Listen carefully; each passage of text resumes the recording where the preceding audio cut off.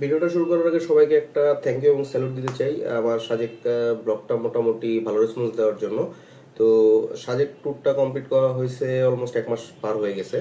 তো সময়ের অভাবে আসলে একটা কোশ্চেনের অ্যান্সার দেওয়ার জন্য সাজেকের ট্যুরটা আসলে একটা ব্লগ রেডি করতে পারিনি। কোশ্চেনটা হচ্ছে হলো যে অনেকেই দেখলাম জিজ্ঞেস করতেছে সাজেকে সোলো মোটো ব্লগ বা সোলো ট্রাভেল যেটাই বলেন, মানে কস্টিং কত ছিল।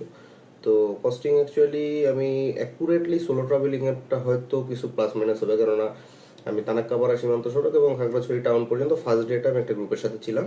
সেকেন্ড সেকেন্ড ডে থেকে আমি তাদের সাথে আলাদা হয়ে গেছি এবং পরের 2 দিন আমি সিঙ্গেলি ঘুরে সাজেকেও একলা উঠছি, সাজেক থেকে ঢাকাও একলা ব্যাক করছি। তো সে কারণে হচ্ছে হলো অ্যাটলিস্ট 30-35% ট্যুর আমি হচ্ছে গ্রুপে দিছি, বাকিটা আমি সোলো দিছি। তো আজকে আপনাদের সাথে সেই কস্টিংটা নিয়ে আলোচনা করব। তো hey everyone, this is Shamsul Arifin Pias and welcome to another blog.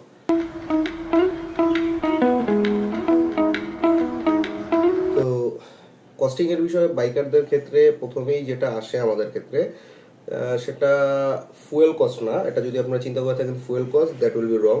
কারণ আপনি একটা লম্বা ট্যুরের আগে অলমোস্ট আমি সাজেক ট্যুরে 810 কিলোমিটারের মতো জার্নি করছি ঢাকা থেকে সীমান্ত সড়ক এবং আনুষঙ্গিক আশপাশ ঘোরার সহ। তো এই 810 কিলোমিটারের মধ্যে আমি যে একটা লম্বা ট্যুরে যাব তার আগে আমার প্রথম কাজ হচ্ছিল বাইকের জেনারেল একটা মেনটেনেন্স করা। তো এক্ষেত্রে আমার একটা জিনিস বেঁচে গেছে যে আমার হলো ফ্রি সার্ভিস ছিল। তো আমি সোনারগাঁও মোটরস থেকে ফ্রি সার্ভিসটা দিয়ে নিছিলাম। তো ফার্স্টে বলে নিই, সোনারগাঁও মোটরস বাংলা আমার এখন পর্যন্ত 7টা সার্ভিস করার মধ্যে সবচেয়ে ওর্স্ট সার্ভিস হচ্ছে হলো সোনারগাঁও মোটরস। তো সোনারগাঁও মোটরসে তাও হচ্ছে হলো আমার টুকটাক কিছু চেক করে আমি ওখান থেকে engine oil, oil filter, air filter এই 3টা জিনিস আমি চেঞ্জ করে নিয়েছিলাম। আমার টাইমও হয়ে গেছিলো চেঞ্জ করার, হয়তো আরো কিছুদিন চলতো, বাট ট্যুরের মাঝখানে যেহেতু চেঞ্জ করা সম্ভব না। এটা আপনারাও হচ্ছে হলো বাইকের একটা লম্বা ট্যুরের আগে অবশ্যই প্রপার মেনটেনেন্স, প্রপার সার্ভিস দিয়ে নেবেন। চাকার অ্যালাইনমেন্ট, টায়ার প্রেশার, চেনের অ্যালাইনমেন্ট, চেনের লুপ, আপনার এয়ার ফিল্টার বাজে থাকলে সেটা চেঞ্জ করবেন, ইঞ্জিন অয়েল, অয়েল ফিল্টার। তো অ্যাপ্রক্সিমেটলি ইঞ্জিন অয়েল হচ্ছে হলো 1450 টাকা, মতুল ফুল সিনথেটিক যেটা ইউজ করছি। বাইরে থেকে কিনলে একটু কম হইতো, সার্ভিস সেন্টার থেকে কিনছি যেহেতু একটু বেশি পড়ে। তো সার্ভিস সেন্টারে হলো অথেন্টিসিটির যে ভয়টা থাকে সেটা থাকবে না। তারপর ইঞ্জিন অয়েল ফিল্টার 130 টাকা, আর এয়ার ফিল্টার 525, খুব সম্ভবত 2100 সামথিং আমার একটা গেছিল। আপনাদের এই পাশে হচ্ছে হলো চলে আসবে আমি কোনটা কোনটায় কস্টিং করছি। তো ওই অনুযায়ী আপনারা হচ্ছে হলো দেখে নিতে পারবেন। পুরো ভিডিওতে এই পাশে হচ্ছে হলো টোটাল চার্টটা থাকবে এবং আপনারা পেয়ে যাবেন যে আমার হচ্ছে হলো কস্টিং এ কি কি গেছে। আর সেকেন্ডটা হচ্ছে হলো মেজর যে ফ্যাক্টরটা এখন আমি বলবো সেটা হচ্ছে হলো আপনার কতটুকু ফুয়েল কস্ট গেছে। তো ফুয়েল কস্ট বিষয়টাও আপেক্ষিক। আপেক্ষিক বলতে এখন ধরেন আপনি 250 সিসি 350 সিসির বাইক নিয়ে যাবেন, আপনার কস্টিং একটা আসবে, আপনার রাইডিং স্টাইলের উপর কস্টিং একটা আসবে। তো আমার অ্যাপ্রক্সিমেটলি 15 লিটার, এক্স্যাক্ট 15 লিটার তেলে আমি 810 কিলো গেছি এবং আমার মাইলেজ আসছে 54। তো 54 হাইওয়েতে এবং পাহাড় সহ খুবই ভালো মাইলেজ হইতে পারে। আমি হচ্ছে একদম সার্ভিস করে নিয়ে গেছিলাম গাড়িটা, সেই কারণে আমার মাইলেজটা একটু বেশি আসছে।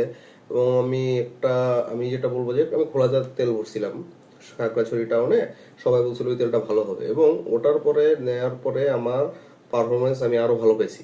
আমি ওই তেলে মানে আমার কাছে লাগছে যেটা ওই তেলটা নেওয়ার কারণ হচ্ছে হলো কিছু প্রাইসিং বেশি গেল, আমার সেখানে হচ্ছে হলো পোষায় গেছে সেই তেলটা। তো অ্যাপ্রক্সিমেটলি হচ্ছে হলো আমার খোলা তেলে এবং পেট্রোল পাম্পের তেল সহ 15 লিটার তেলে আপনার 1900 টাকার মতো খরচ গেছে। এক্স্যাক্টলি বললে 1875 টাকার মতো খরচ গেছে। আর এটা গেলো তেল কস্ট। আর হোটেলের বিষয়টা হচ্ছে হলো, হোটেলেরটা হয়তো আমার সাথে আপনার মিলবে না। হোটেল হচ্ছে হলো আমি সাজেক থাকি নাই। আমরা যেটা প্ল্যান করছি রাতের বেলা খাগড়াছড়ি থাকছি, যেহেতু আমরা সবাই সাজেক অনেকবার গেছি, সাথে যারা ছিল তারা তো পরে যায় নাই, আমি সাজেকের আগে 3বার গেছি। তো আমার অ্যাকচুয়ালি আমার টার্গেটটা ছিল সাজেক 0 পয়েন্টে আমার বাইকের সাথে একটা আমার ছবি তোলা। তো সেই লক্ষ্যে হচ্ছে হলো আমি সাজেক ফার্স্ট স্পটে উঠছি, সেকেন্ড স্পটে নেমে গেছি। তো সে কারণে আমি আসলে এক্সট্রা কস্টটা সাজেকে করতে আমার ইচ্ছা করে নাই, শুধু শুধু হোটেল কস্ট দেওয়ার। তো আমি নিচে হচ্ছে হলো গ্রুপে ছিলাম আমরা, যেই রুমে, সেই রুমে আমাদের কস্টিং গেছে হচ্ছে হলো 1600 টাকা 4 জন। তো আমার কস্টিং গেছে 400 প্রথম নাইটে।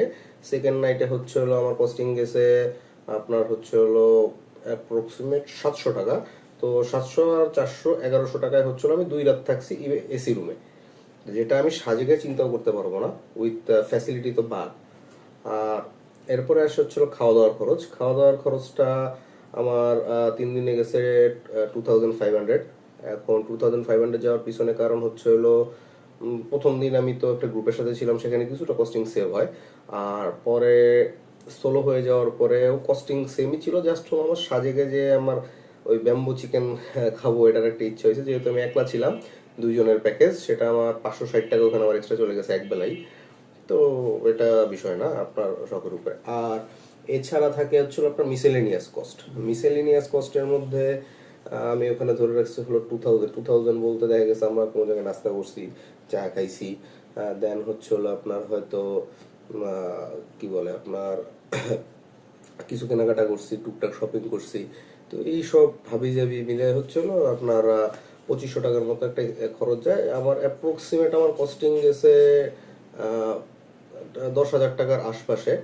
এখন এখানে আপনার যেটা আমি আপনাদের জন্য সাজেস্ট করবো, সাজেক যদি আপনি আগে যেয়ে থাকেন, সাজেক বা থাকার যদি ইচ্ছা না হয়, আপনি যদি সোলো যান, আপনার জন্য বেস্ট হয় হচ্ছে ফার্স্ট স্কোরে উঠে সেকেন্ড স্কোরে নেমে আসা। যদি সাজেক আগে না যেয়ে থাকেন, সোলো হলে সাজেকে আপনি অনেক কস্টিং পড়ে যাবে, এটা আপনার 15,000 প্লাস কস্টিং পড়ে যাবে।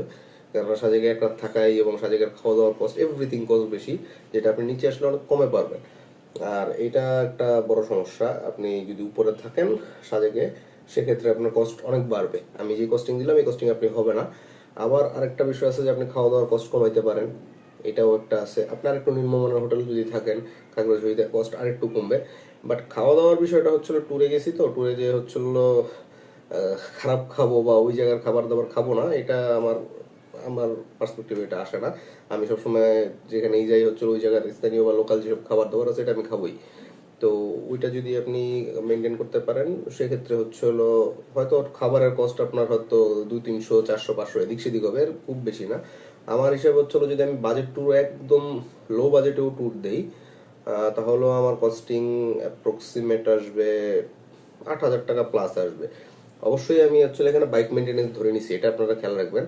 আপনি যদি বাইক মেনটেনেন্স না করে নিয়ে যান, এর সাথে আপনার করতে হবে একই কথা, এসে করেন যে করেন একই কথা। কিন্তু একটা বাইক ট্যুরের আগে বাইকের প্রপার সার্ভিস দিয়ে নিয়ে যাওয়াটা আমার কাছে ম্যান্ডেটরি।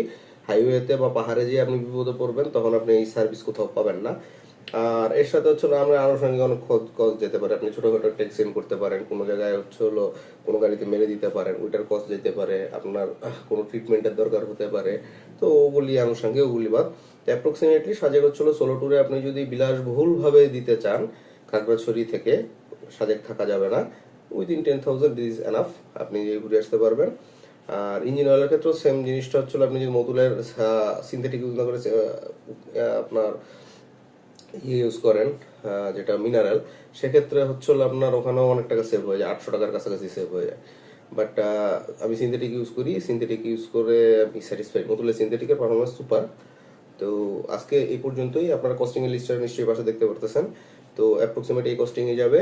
তো এরপরে হচ্ছে হলো আমি রাঙামাটি ট্যুরে যেটা গেছিলাম, রাঙামাটি ট্যুরে কস্টিংটা আপনাদের সাথে শেয়ার করব। আর নেক্সট একটা ট্যুরের কথা ছিল শ্রীমঙ্গলে, সেটা হচ্ছে না, সেটা আমরা বাই বাস যাচ্ছি বন্ধুরা মিলে। তো যেহেতু এই গ্রুপে কোনো বাইকার নেই, আমি একলা বাইক নিয়ে যে প্যারা নেওয়ার কোনো মানে হচ্ছে না। তো দেখা হবে সামনের কোনো ভিডিওতে। সে পর্যন্ত ভালো থাকবেন, সুস্থ থাকবেন। সে পর্যন্ত বিদায়, খুদা হাফেজ।